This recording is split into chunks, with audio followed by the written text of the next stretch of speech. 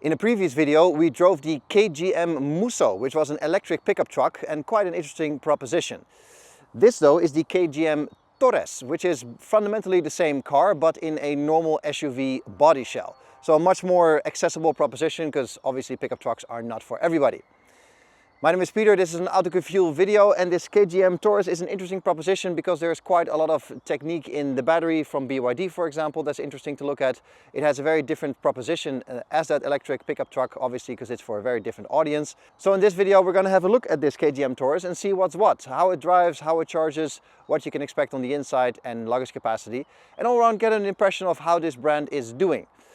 For those of you who are wondering what the story was again, KGM used to be SsangYong back in the day, has been bought by a big Korean industrial conglomerate and is now called KGM, which stands for Korean Genius in Motion. That's not a joke, that is their actual name. And now they make cars like this.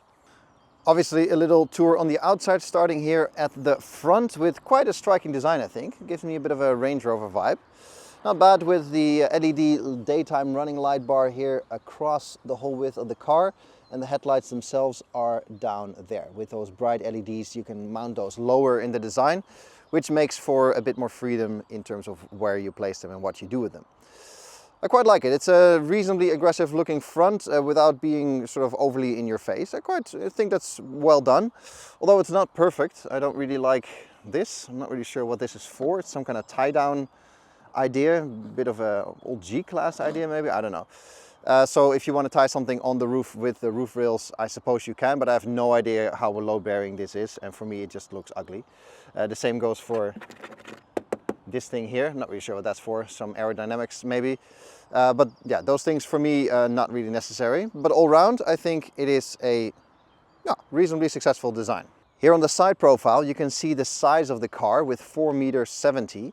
That's a good size on the outside that you don't get in trouble in parking garages, but still offers a lot of space on the inside, as we'll see in a bit. So size-wise well judged, but not so well judged is the wheel size, 18 inches here.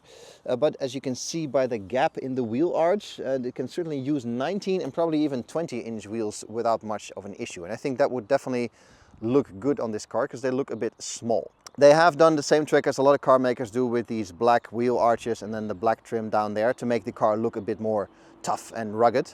And in this wide spec, I think that is reasonably successful.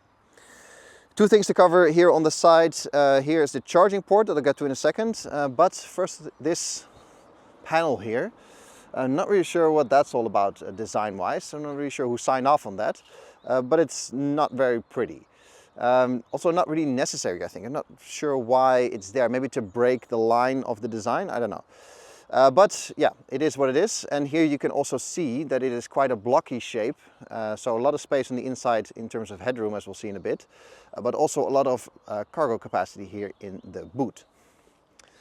Then back to the charging port over here, like I said, which is the wrong spot as far as I'm concerned.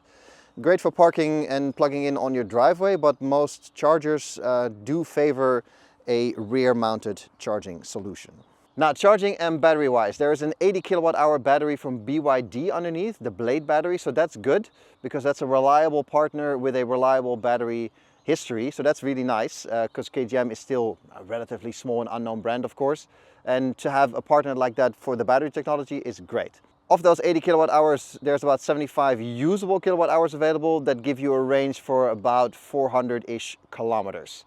Nothing too crazy, and of course when it gets really cold that goes down a little bit, but the shape of the car is not the most efficient. So you're looking at towards the 20 kilowatt hours per 100 kilometer range. So you can do the math. Now charging wise, you can do 11 kilowatts at home, great. But only 130 fast charging. And in 2026, that is too slow. You need to do more. The Chinese are edging towards 500. BYD already has been showcasing 1,000 plus charging. Well, obviously that is all a bit crazy, but you need to be at least above 200 these days, I feel. And before all of you go nuts in the comments saying that you never fast charge anyway and that it's not necessary and you need to do better planning, blah, blah, blah. Yes, sure, but if you do fast charge with your family on a road trip, because this is obviously a family car, you do want it to be done as fast as possible. And with 130, it's not as fast as possible and it's just lacking towards the competition. Because my own Xpeng G6, for example, is a similar sized vehicle, and I can already charge at nearly 300 kilowatts, and that's not even the new generation of Xpengs. All right, obviously a little tour through the cockpit of this Torres EV, and it is a quite pleasant place to be, albeit with a few mistakes, but we'll get there when we get there. First things first, here on the left we have 4 buttons for the windows, excellent. Little joystick for your mirrors, excellent. Even a button to manually fold the mirrors, even better. And 2 buttons to lock the doors and lock the windows so your kids don't play with it. So that is off to a good start. But then it is ruined by this slab of piano black that it is housed in, which is a wild decision as far as I'm concerned, because that's obviously the spot that you touch the most with your greasy fingers. The same goes for the piano black buttons on the steering wheel, the piano black center console, and the piano black passenger door. Weird decision making that nobody noticed that is a bad idea.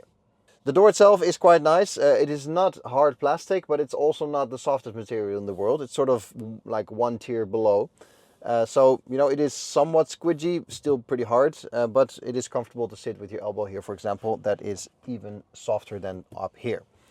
What's also nice is that the stitching here corresponds to the stitching on the steering wheel, on the dash over the entire width of the car, with this copper on the dash, and of course the stitching here on the seats and the central armrest. So that is nice. That brings the whole cabin together, that is done properly, and gives you a little bit of a feel of luxury and cohesion. So that is actually well done. What's also well done is the ventilation adjustment. It's all manual, just with a little slider in the middle. So simple, such an easy and elegant solution. Everybody understands how this works. It doesn't break and it doesn't require any swiping in the screen.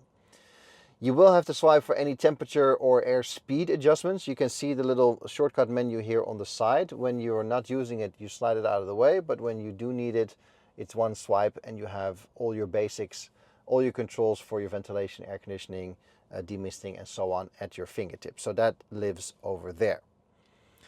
Back to the steering wheel, 2 button clusters, left for your system's volume, phone and voice commands and so on, right for your cruise control. And that obviously works together with the driver's display in front of me with a few pages I can walk through, but quite limited, I have to say. Some car status for your range and your consumption. We have cruise control, navigation, full screen, and whatever is playing on your radio or media, and that is it. All your other basic information is there, your speed, your range, your state of charge and so on. So not the most in-depth system over there, but it works just fine. It has all the information that you want and need. The steering wheel itself might look good with the stitching, but the rest of the steering wheel design is it feels a bit off. It looks a bit strange. It looks like a rim with the top half not filled in properly. I'm not really sure about the design. Albeit it is ergonomic, because when I drive on the highway I like to have my hands a bit lower on the steering wheel, and then it's actually quite convenient to put them in the holes here. So you win some, you lose some, I suppose. Behind the steering wheel, the flippers for the regen braking. If you so desire, you can flip through that while driving. So getting off the highway, for example, you can have some more regen, while on the highway you can turn it off, depending on how you like it. Personally, for me, I always turn it off completely because I like to have the same predictable rolling at all times. So for me, I never use those, but if you want to use those, here they are. And 2 normal stalks behind those for your wiper settings on the right and your indicators and your lights on the left. Nice and simple, excellent. What's not so excellent is the screen in the middle. It is sort of a matte finish on it, like an old laptop screen, and it's not the fastest system in the world, to put it mildly. Of course, when you tap it, eventually it gets there, but it's not very fast, and it needs a better chip in order to compete in this day and age. There are some options you can dive into. It's all not very fancy and very deep, which is nice. Actually, that makes the operation easier.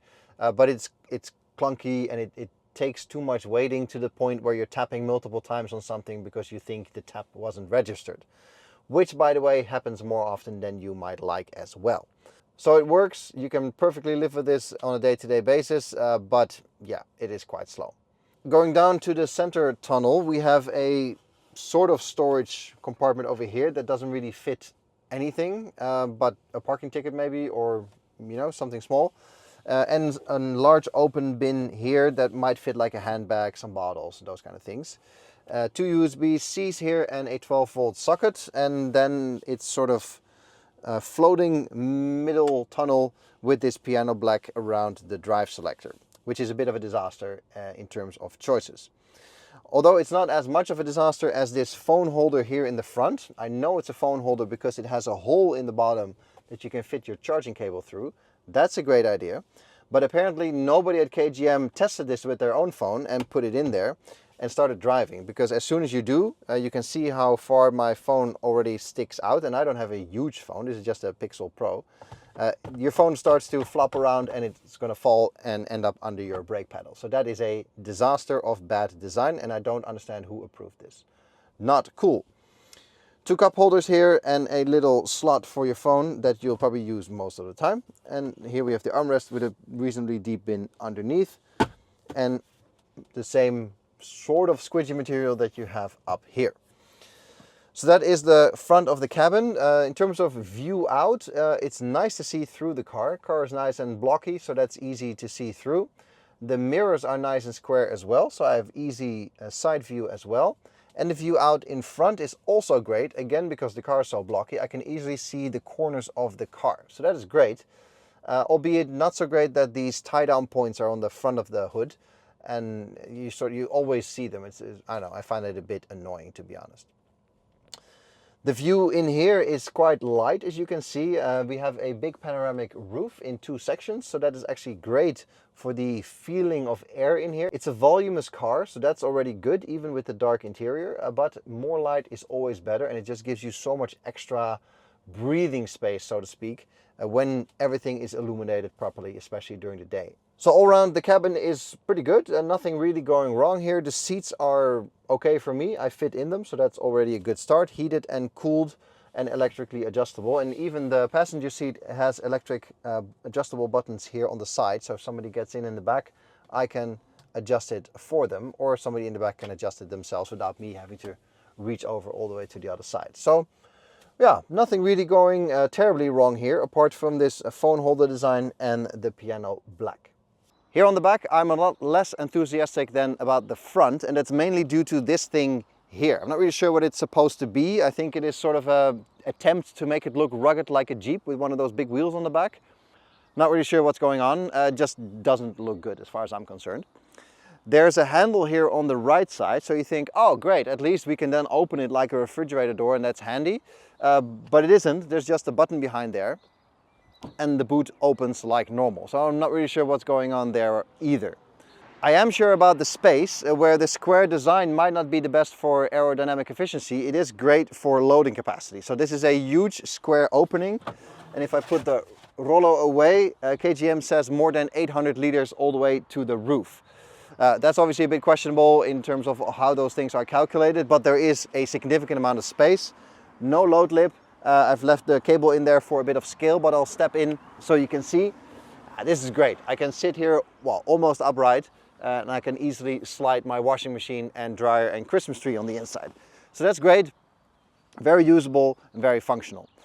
There's no real space for your charging cable because the underfloor storage is tire kit, towing eye, and maybe 1 or 2 bottles of wiper fluid, but that's about it. There is space here on the sides though, so you could tuck your charging cable away there and have it out of the way. What is nice about the design is the fact that the rear window is upright and square. Good, great for visibility. And there is a normal wiper here. Also great for visibility. So no nonsense that it all blows off or that you should turn the heater up a bit more. No, just a simple wiper, problem solved. Here in the back of the Taurus, all expectations are met. As soon as you get in, you realize how much space there is back here. For context, I'm 1,83 m and well over 100 kilos, and I have more than enough space back here, and it feels spacious as well, despite the dark interior. Thanks to the panoramic roof, of course, but also thanks to the boxy shape of the car. And it is a pleasant place to be. I have a lot of space for my feet under the seat. Great. I have a lot of space for my knees. And there's all around a lot of practicality back here. Mostly the same materials as in the front, but it is slightly downgraded because here we have scratchy plastic, for example, where in the front we have slightly more squidgy material. But they did keep the same terrible piano black around the controls. Speaking of controls, window switch of course, but also a switch for the heated seats here on the outside seats. So that's actually quite nice, extra little bit of luxury. And that continues with things like the sunshade here, for example. It's a simple thing, but it's so much more practical for a car that's clearly aimed at family life. If you have kids back here that they can put it up and have the sun blocked out, it's just so much nicer, and it adds a lot of value and usability to this car. Usability also in terms of a phone holder up here. We have a big pocket and a small pocket for your phone. We have two USB-Cs down there for charging. We have two ventilation controls and those buttons on the front seat that I mentioned earlier. So it's very complete back here and very usable. There is a bit of a transmission hump here in the center, which means I can't slide my feet all the way to the other side of the car easily. Also because the central tunnel protrudes quite a bit, so they should have moved that forward just this much, and then it would have been almost free moving here. But it does make the middle seat less usable, and it is really a seat, as you can see. It has its own headrest, but for kids, not an issue I think for a short drive, but for adults it becomes a bit more of a problem, because then you got to put your feet on either side. And you can see how far I'm already protruding into that middle seat. So yeah, you're not going to sit here with 3 adults for a long journey, but you know, kids, no issues at all. There is an armrest here without any pass-through, so no long skis from the boot, but you know, simple armrest with a simple non-adjustable cup holder. All is well, and that is the back seats. Really nice, spacious, big, practical, very usable. I quite like it. It's well done. Of course, a little bit of driving in this KGM Taurus as well, and we find ourselves on the highway already, currently doing about 100 kilometers an hour, and I have to say it is a very pleasant vehicle to cruise in. The suspension is nice and supple, the car is compliant over bumps and unevenness in the road, and it's all round pleasant to sit here and to drive. I got nice button interaction all round, so it's very pleasant to interact with the car that way. The driver's display is fine, the navigation is nothing to write home about, but you know, all is well there. So yeah, all around a pleasant experience. There's a few things that stand out here on the highway. The first of all is the shape of the car makes it quite noisy. There's quite a lot of wind noise around the front and even in the rear of the car that I can hear, because it's just not the most aerodynamic shape. There's nothing different really to be said about that. It's not the most fluid, streamlined car. So that creates noise. It also creates range problems, I wouldn't say, but if I look at my trip computer now, 21.2 kilowatt hours per 100 kilometers over the last 130, with an average speed of 90 kilometers an hour. So that gives you a bit of an idea of the range as well. Might touch 400 if you're careful with the throttle, but not much more than that. And if it gets cold and rainy, because it's 13 degrees right now, cold and rainy will definitely impact the range more towards the 300 side. A solid point of criticism comes from the powertrain. We have about 200 horsepower, which is not a lot for a car like this, but it's adequate, I suppose. But every time I let go of the throttle pedal, there's a little clunk in the drivetrain. It's hard to describe what exactly it is, but it feels a bit like when you put the garden hose on, it sort of clunks into place and the hose stiffens because the water is in there, right? And it feels a little bit like that. And it's not something you feel in the pedal, but you feel it throughout the whole car. And I'm not sure what it is, because it happens at any speed really, and it is extremely annoying. When we look beyond the highway, speaking of the drivetrain, there is, for some reason, often wheel spin. I'm not sure if it's the drivetrain or the traction control or the tires maybe, but often when you have a bit of a steering angle and you give it a little bit of gas, the wheel sort of makes a one skip. And I don't know where it comes from, but it is also extremely annoying because it happens quite often. And it's like the first 2 times I was like, what the hell? What's going on? Like, what's the car doing? So not really sure what's going on there either. And where the suspension is nice and compliant here on the highway and the car sort of soaks up bumps really well, not the case at low speed. If you go over a speed hump at, let's say, around 20 kilometers an hour, the car really bounces back up to the point where you can hear the charging cable in the back bounce up and down. I don't think that's really necessary for sophistication suspension-wise. So also not really sure what's going on there. I think it's just the rebound rate of the suspension that's too aggressive. But again, it's quite annoying while driving at low speed. And I think that's in general the problem with this car, is that there's a lot of little niggles like that make it feel almost unfinished, slightly less unsophisticated. Obviously, you want to know the prices for this KGM Taurus. Here in the Netherlands, the hybrid version starts at 40,000. This electric EVX version starts at 41,250. From there on, you can start picking the versions, and all versions have the same powertrain. So that's nice and easy. It's always the front-wheel drive, two-wheel drive, 207 horsepower electric motor, and always the same 80 kilowatt-hour battery as well. The lineup starts with the 41,250 euro bronze version. Then you can move up to the platinum for 45,000, so that's quite the jump. But then you get ventilated seats, and you get TPU leather and blind spot detection. Then there's the business for 46,500, TPU leather, 360 camera and panoramic roof. And finally there's the titanium version for 48,000 euro. And then you get the 20-inch alloys diamond cut, leather seats, and also the panoramic roof.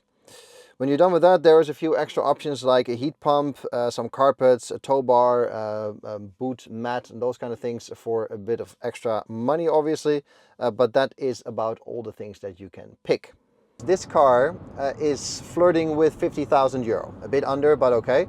And in that price bracket, as it starts to rain here, in that price bracket, you're looking at Skoda Elroq, Skoda Kodiaq, Skoda Enyaq, ID4 Volkswagen, anything from Kia, anything from Hyundai, Xpeng, BYD, all cars with, you know, price points and size points that are comparable to this car, but offer a lot more sophistication and a lot more refinement that way in the drivetrain, in the way the car behaves, that this car cannot offer. And that's too bad, because the car as it sits here is actually, you know, quite nice, has good features, good space, big boot. So that's all very nice. But yeah, all those little things add up in this price bracket to a point where you're like, you know, I'm struggling to recommend this car. So yeah, that makes it slightly problematic with this Torres, I have to say. And I have the feeling, like I said, that it needs one more generation to get more sophistication in everything from the drivetrain to the suspension. So that is all I got for you in this video. Thanks for watching. Give it a thumbs up if you liked the video, and let me know in the comments below how you feel about KGM as a brand, on this Taurus in specific for this video. Let me know how you guys see that comparison with the rest of the competition. For now, thank you very much for watching, and I'll catch you guys in the next one. Cheers!